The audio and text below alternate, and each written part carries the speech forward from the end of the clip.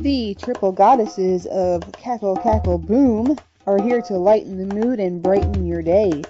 Join Maiden Raven, Mother Linda, and Crone Sorsha here on Margarita Midnight.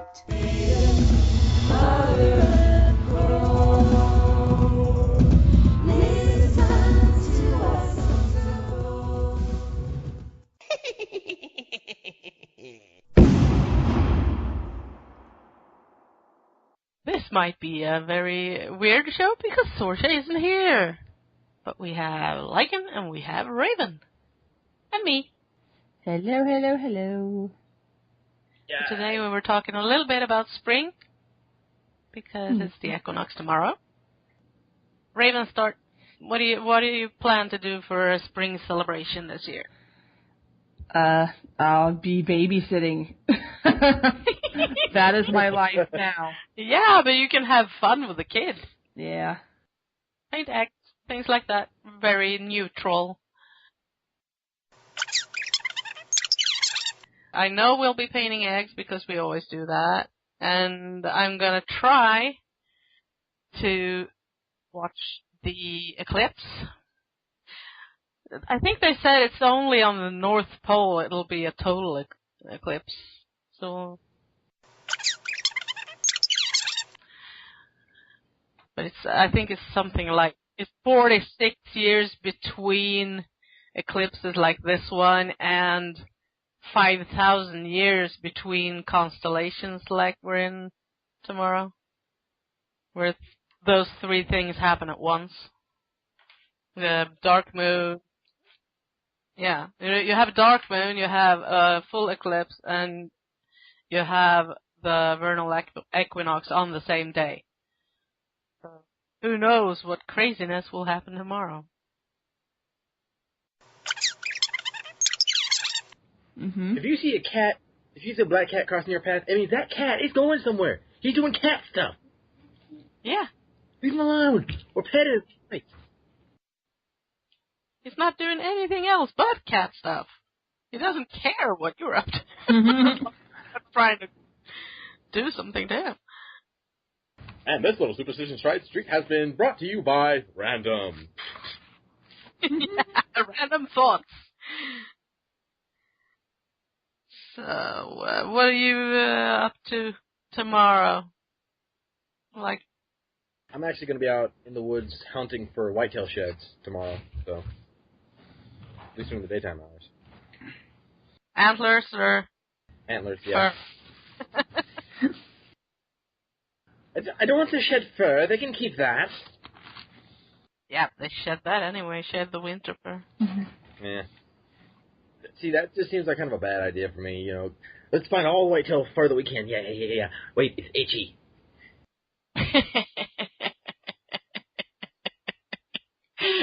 Itchy fur, yeah. Oh, some people might use them for paintbrushes, though. Fair point. If I found some top coat, I'd be using it for a paintbrush. That's me. I just use what I can find.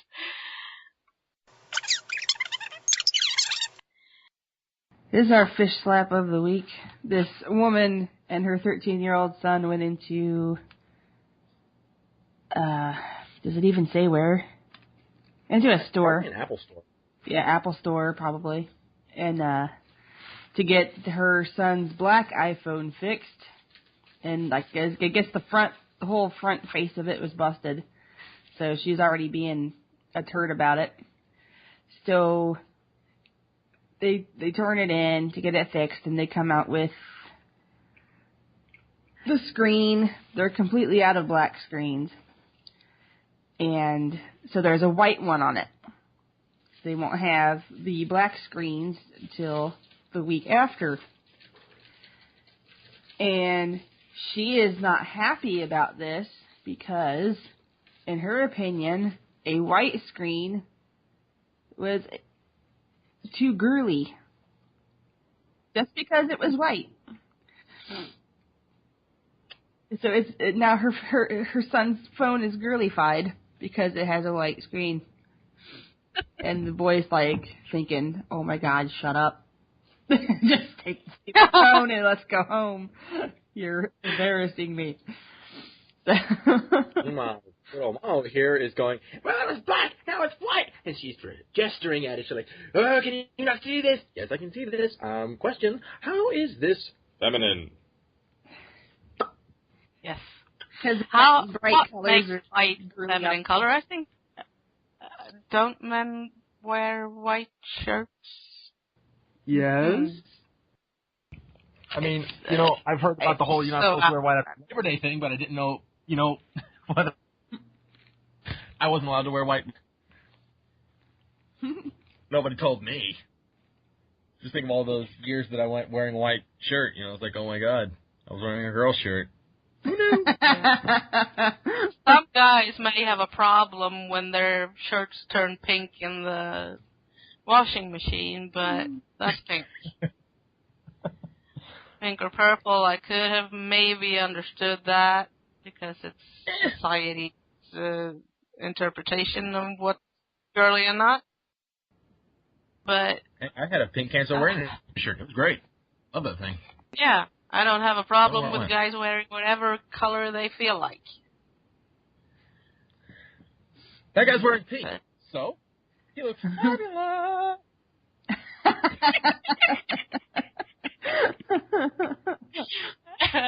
And every guy is allowed to feel fabulous.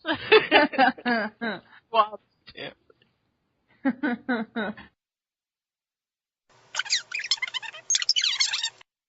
In Somerset Woods, they have brought out fairy control. Because of profusion of elfin construction. Hundreds of fairy doors have been attached to trees in Wayford Woods. So, how are they going to do this? Are they going to evict the fairies as well as removing the doors? They're saying we make them change their doors. No one is admitting to fairy eviction. But, I mean, it's happening. It's like, listen, mate, I got evicted from my flat because my door had some tinsel on it. Against the community regulations to have stars and tinsel on the doors, so they removed the door and then kicked me out. Here I am, just minding my own business, having a cuppa. All of a sudden, this bloke rips off my bloody door. Fairies aren't supposed to be sparkly. What the heck are you thinking? Oh, goodness. They had as many as 10. Yeah. Apparently they had as many as 10 doors on one tree. And a complete fairy fairground arrived, but as they say, we rejected that planning proposal. Yeah. So they're not going to have fun either? Hey, did you hear about that elm flat? What? They ripped off all the doors, mate. I was going to get a flat there. I know. The 10-story building is off. Listen, that 10-flat elm, forget about it. They ripped off all the doors, mate. Actually, I think they left one, maybe. But good luck with that. That's some prime property now. Yeah. Prime property, and you're only allowed to have doors that blend in. It's fun the way BBC wrote it up. It's actually fun because they wrote it up like it's actually pretty normal that fairies exist. They're not trying to. They're writing it up like fairy doors. Mm-hmm. Perfectly natural to leave messages and doors for little fairies. Mm-hmm. So that's it's a very complex situation, and as I said, nobody's admitting that they're evicting the fairies. It's just that fairy control is required, otherwise we'd be covered in fairy doors. Yeah. I can kind of see why they're doing it, though, because, like I said, they're putting a lot of time into the conservation, and then when people keep going off the paths and messing everything up. I don't have a problem with people putting up fairy doors. The problem here, I think, is that people are trampling down areas in conservation and also nailing and screwing the doors to the trees. Mm-hmm. Yeah. Last I checked, one of those was just supposed to pop off, more or less, be a nice little built wooden door, but pop off over the hole. So. Mm-hmm. Yeah, you're not supposed to put nails and screws into a living tree. Because that kind of defeats the purpose, really, of a fairy door, doesn't it? Mm-hmm. I mean, you're I leaving don't think messages you'd for... be happy if you were hurting the tree. Yeah, I mean, you're leaving messages for a woodland spirit, and you're, driving a nail in his tree. I don't think he's going to give you all that unanswering. Or you might You just actually injured my tree. I don't want you. out and do something not so nice. You just injured my oak. I'm not helping you. Mm-hmm. F you, I'm gonna turn your luck around the wrong way. No, you can go away. I'm going to go ride a squirrel. Look, I'm going to injure you and make it look like an accident. I'm going to have him jumping up on your head. Look like accident. You might trip down that little stream there. you might fall in the stream. I'm going to make that squirrel and throw a nut at your head. Mm. You walk into the woods all of a sudden, ow! Yeah.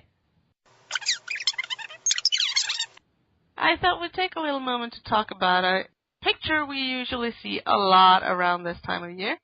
It's a picture of Ishtar, and it claims that Easter was originally the celebration of Ishtar, the Assyrian and Babylonian goddess of fertility and sex.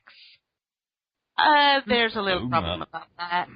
The creators of that image didn't check their sources, or they did it to make people look stupid. Ishtar is not pronounced Easter. It's pronounced as spelled. It's pronounced as spelled. Mm-hmm. Yeah. Number 2, Easter did not come from Ishtar. It came from a Germanic goddess, or English, Germany, Scandinavia thing called Eostre. Eostre. And that's a whole different thing.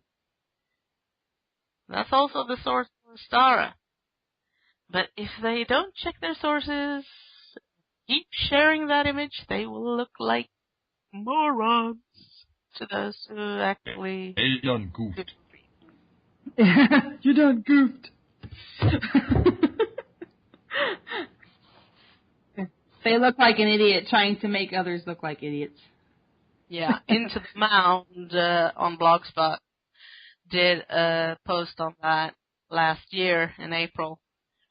And it has the picture that everyone's spreading around with Ishtar on it and a big stamp across it saying bullshit.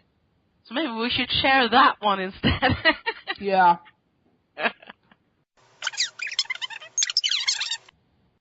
We were talking about Raven's book, Lucy. Mm-hmm.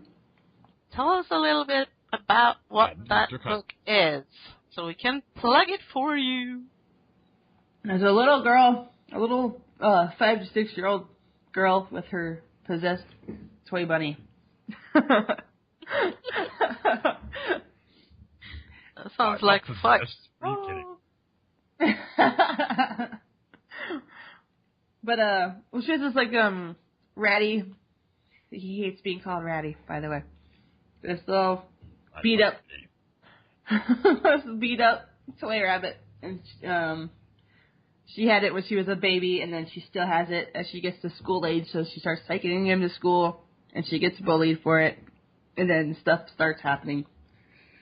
I hate bullies. Yeah, and then she has to make a decision. It's done like in a kid's storybook type style. Yeah. I don't know if I Maybe would they need suggest some it. supervision. Yeah, because Mr. Cuddles might be a little bit creepy for some. Only you know what your kid's going to be afraid of or not. Yeah. So I recommend... Wouldn't be great if they turn out to be afraid of their stuffed toys afterwards. Oh gosh, I would feel so bad. But it's the parents' responsibility. It's not like, yours. I warned you. No, There's a yes. warning in the description. Well, even better than that is like, okay, now they love that little ratty stuffed bunny of theirs. Who is this? This is Mr. Cuddles. Don't touch him or I'll eat you.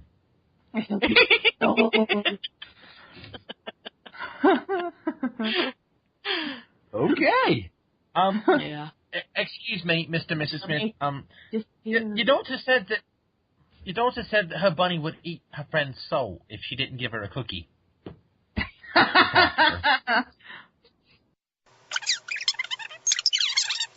So do you have anything you're working on?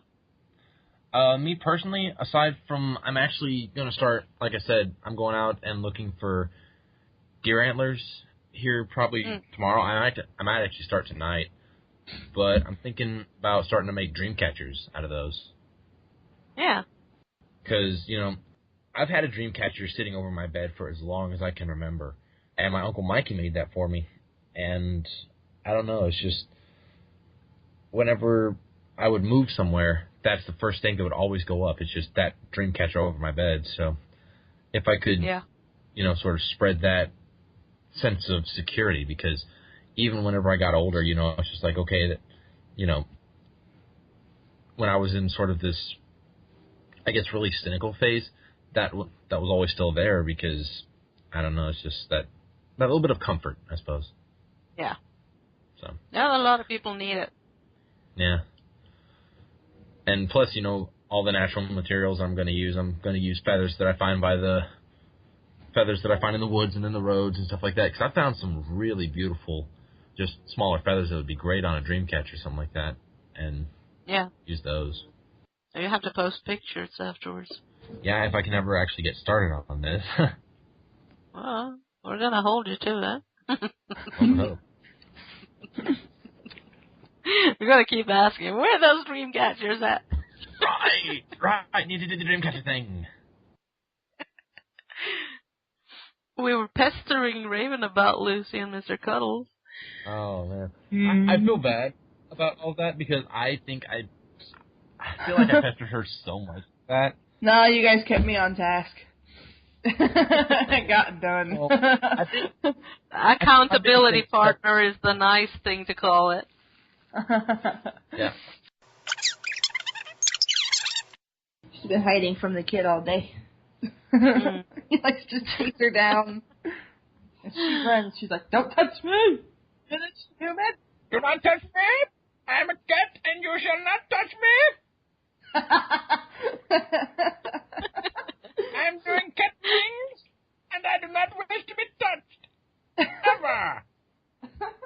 Unless I want to touch you, and then I will lump my head up you."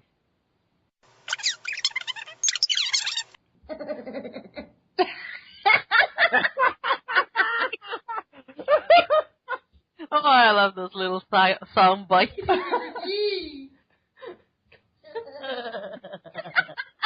She just did it again. Yeah, I heard that. The chipmunk laugh. She's been doing that for years now. I even have a YouTube video. I have a recording of her doing it from way back. I have like a YouTube video where she does it at the very end, and then I played it again, but sped it up. I gotta find this one that was and send it to you. So we can't account for all the stupidity in the world. Very true. Even though I've seen that a lot of producers over in America is trying by writing on microwaves that you should not dry your pets in a microwave. Oh my god. Things like that. The heck? Yeah. That was an actual caution on a microwave oven. Holy crap. Yeah. I think it's in the 90s, but anyway. Don't throw them in the dryer either. I mean, I had a giant schnauzer, and, it big dog, right? Well, gave her a bath, put her in the dryer, came out, we got a mini now. Mini schnauzer. Mini schnauzer. And cute. Are you, Jesse?